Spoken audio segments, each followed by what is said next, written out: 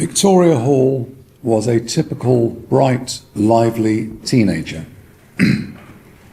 Her father described her as having been a happy, loving child. She spent hours on the phone to her best friend. She was studying for her A-levels. She had a part-time job and loved to go out dancing. For reasons only you know, and most people will never start to comprehend, you snatched her away and you crushed that young life. You are 67 years old.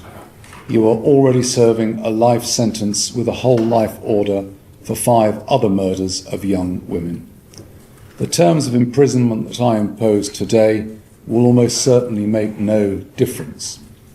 Nonetheless, my duty is to decide on the proper sentence, knowing as I do that no life sentence passed on you can ever heal the bereaved family's loss and grief.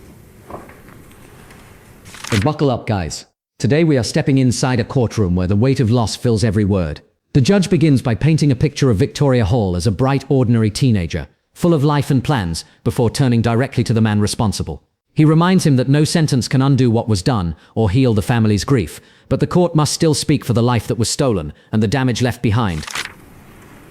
In the small hours of Saturday, the 18th of February, 1999, in Felixstowe, Emily Doherty had been out clubbing, but ended up separated from her friends and her husband. So she set off to walk back to where she was staying. You tried to kidnap her, but she was too alert and too quick and escaped, managing to rouse a couple by banging on their front door, who then called the police. I am sure that if you had managed to abduct her, you would have killed her. The court then looks back to the night before the murder, describing how Emily Doherty was targeted after a night out. Separated from friends, she was followed and almost abducted, only escaping by quick thinking and sheer luck. The judge makes it clear that this was no random incident, stating plainly that had she not escaped, the outcome would almost certainly have been fatal, based on what followed the very next night. That is a dreadful thing to conclude, but I do so based on what you did the next night, what you did in 2006, and on the simple fact that Miss Doherty had seen your face and your car's number plate. So there is no way you would have set her free to have you arrested. That same Saturday, the 18th of September, Victoria Hall went to her part-time job, then came home and got dressed up, ready to go out. She left her home in Trimley St Mary, just by Felixstowe, about 9 p.m, and met with her friend Gemma Adams. The two of them went to the Bandbox nightclub in Felixstowe. They had a drink, they danced with each other, and at 1 a.m. they left. They went and got chips near the seafront, and then set off to walk home, singing as they went. They parted company quite close to their homes at about 2:20. Attention shifts to Victoria Hall's final evening, carefully reconstructed minute by minute, from her part-time job to dancing with a friend, to walking home singing after midnight. Everything seemed normal until they parted ways. That moment marked the last time anyone saw her alive. Days later, her body was found miles away, and the evidence showed she was abducted, sexually assaulted and killed within hours of being taken. And that was the last time anybody, apart from you, saw Victoria Hall alive. Miss Hall's naked body was found 5 days later in the village of Creeting St Peter, about 25 miles from her home. Expert evidence shows she must have been killed within an hour or two of being abducted by being asphyxiated. The fact she was naked and the later discovery of your DNA material in swabs taken from her vagina and vulva show you not only abducted and murdered that child, you also either raped or sexually assaulted her. I've heard today evidence from her brother Stephen Hall on behalf of himself and his father Graham. I've also heard from Miss Hall's best friend Gemma Adams and from Emily Doherty. Miss Doherty has been left with lifelong anxieties about walking after dark and being spoken to by any man she doesn't know, and by a sense of guilt, blaming herself absolutely wrongly for not being more insistent that the police at the time took her case more seriously. Gemma Adams spoke of being traumatised and changed for life. Graham and Stephen Hall spoke in simple, calm words that are hard for any decent person to listen to. The courtroom hears the human cost through those left behind. Family members and friends describe lives permanently altered by fear, trauma, and guilt. Victoria's father and brother speak calmly about dreams that will never happen and a pain that has lasted decades. The judge notes that even the defendant's late guilty plea came too late for Victoria's mother, who died without knowing justice had finally arrived. They spoke of the loss of Victoria's plans of university, marriage and children, the pain that has lasted for 26 years and is going nowhere. Graham Hall writes, and I quote, "I miss Victoria every day and will do so for the rest of my life." Perhaps the only thing that can be said in your favour is that you pleaded guilty. Your delaying until almost the day of trial, however, meant that Ms Hall's mother, Lorinda, died in December last year without knowing that her daughter's killer had finally been brought to justice. The nature of a life sentence means the other terms of imprisonment for attempting to kidnap Miss Doherty and kidnapping Miss Hall have to be concurrent. That means totality and double counting between the different counts are not issues. To reflect the attempted kidnap in the total sentence I passed today, I will add an element to the minimum term. Under the Sentencing Council guidelines for kidnapping, I need to assess your culpability and the harm caused, or, by way of Section 63 of the Sentencing Act 2020, that might foreseeably have been caused. Victoria Hall died and Emily Doherty would have done had you been able to carry out your plan. Both were young women, alone at night, and therefore you were deliberately targeting a particularly vulnerable victim. That places both offences in category 1A with a starting point sentence of 11 years and a range of 8 to 16 years. The death of one victim and the prospect of the death of the other would lead me, after a trial, to impose sentences of 14 years for Victoria Hall's kidnap and 10 for Emily Doherty's, the latter reduced as it was an attempt. Your late guilty pleas mean those sentences will be 12 and 9 years imprisonment.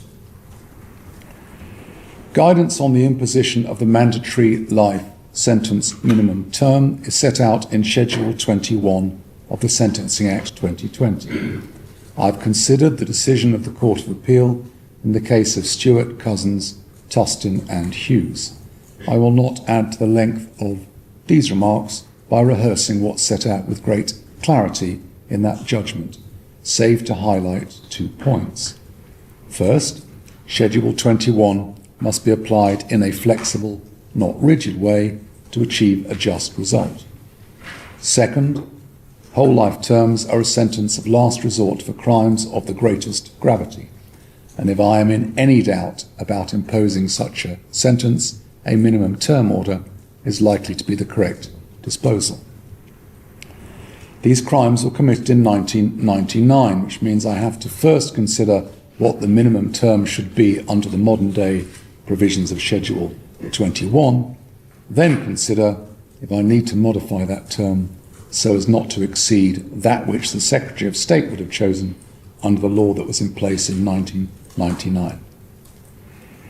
How far your sentence for the murder of Victoria Hall should be increased because of the 5 later murders is not, legally speaking, straightforward. The Court of Appeal have made clear that those later murders do not, under Schedule 21, mean this crime counts as a, quote, murder by an offender previously convicted of murder, unquote, because you killed Victoria Hall some years before those other victims. See Stewart, Cousins, Tustin, Hughes and Monaghan.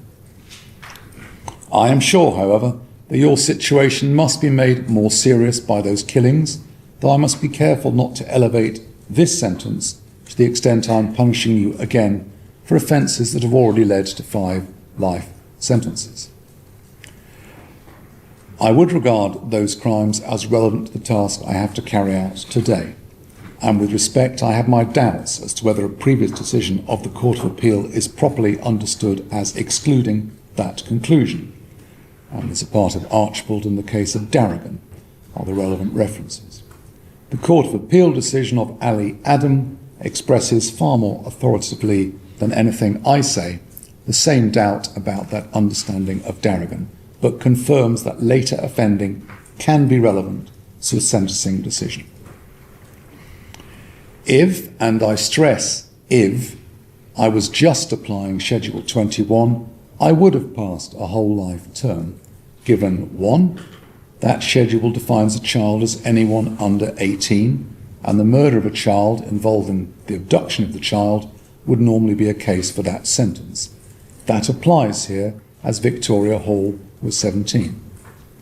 2, there is very significant aggravation in the rape or sexual assault of Ms. Hall. 3, she must have experienced mental and physical suffering for some period of time before you killed her, between 1 and 2 hours. 4, there must have been a significant degree of premeditation given the attempt the night before. 5, your later conduct, however it is legally characterised, in committing 5 murders in 2006 aggravates your case.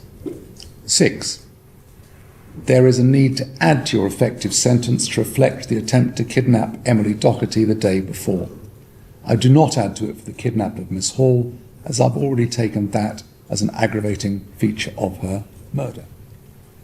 7, there may be some slight qualification to treating Victoria Hall as a child, as she was only weeks away from being an adult. And there is definite mitigation in your guilty plea, but those matters are far outweighed by the aggravating factors I have just listed. Do I need to modify that term so as not to exceed that which the Secretary of State would have chosen under the law that was in place in 1999? In my view, I do. I read the Court of Appeal decisions to which I was directed by the prosecution and defence, in particular Sullivan, Gibbs, Eleanor and Eleanor. There are a number of aggravating matters under the guidance at the time, as set out in Lord Bingham's letter to judges, and they are the same as those I have already listed. I am very conscious, however, of the case of In re Taylor, in which Mr. Justice Openshaw, a distinguished judge hugely experienced in the criminal law, commented that under the old system, quote, whole life terms were reserved for the very few notorious multiple offenders, end of quotation. I conclude that I cannot approach the sentence for the murder in 1999 on the basis I'm punishing a serial killer, as you were not yet that. And there is at least a steer against regarding you as such in Stewart and others, the case I've already referred to. All the aggravating factors I have already listed would have led, under the old rules, to a minimum term slightly above 40 years. But given your late guilty plea, I deduct 1/20th, so 40 years is the term I will impose.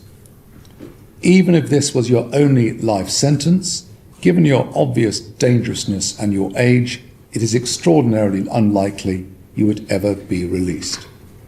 Given the sentence already imposed for your other dreadful crimes, it is well nigh certain you will die in prison. The sentences I impose are: 1, for the attempted kidnap of Emily Doherty, 9 years imprisonment concurrent; 2, for the kidnap of Victoria Hall, 12 years imprisonment concurrent; 3, for the murder of Victoria Hall, I pass a sentence of life imprisonment with a minimum term of 40 years. You can go now. Finally, the judge explains the law, the aggravating factors and why this case sits among the gravest crimes. He details the planning, the vulnerability of the victims, and the pattern of violence while carefully weighing old and modern sentencing rules. The conclusion is unavoidable: a life sentence with a minimum of 40 years, alongside concurrent terms for the other crimes. The judge ends by stating the offender will almost certainly die in prison. Like the video, subscribe to the channel, and we'll see you in the next video.